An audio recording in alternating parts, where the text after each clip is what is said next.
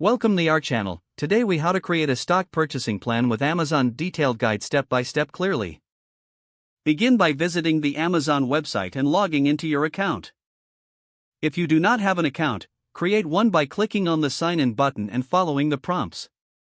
Once logged in, navigate to the investing section found in the menu.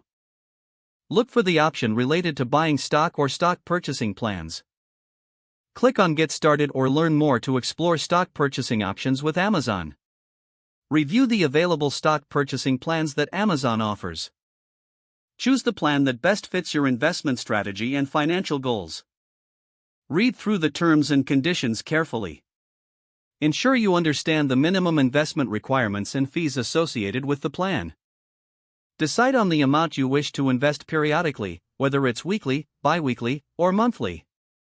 Enter your desired investment amount in the designated field.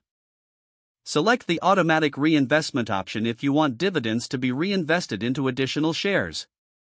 Provide your payment information, ensuring it is secure and up to date. Check for any additional options, such as tracking performance or receiving statements.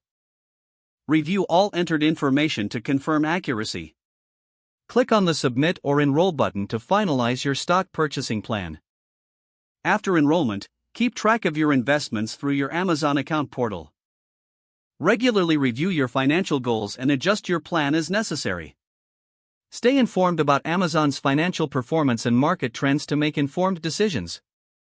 As needed, update your payment method or investment amount to align with your evolving financial situation. If the page does not load, refresh the browser or try again in a private or incognito. Make sure you are using the correct email address, then retype it carefully to avoid small typos. If your password is not accepted, use the reset option and create a new strong password you can remember.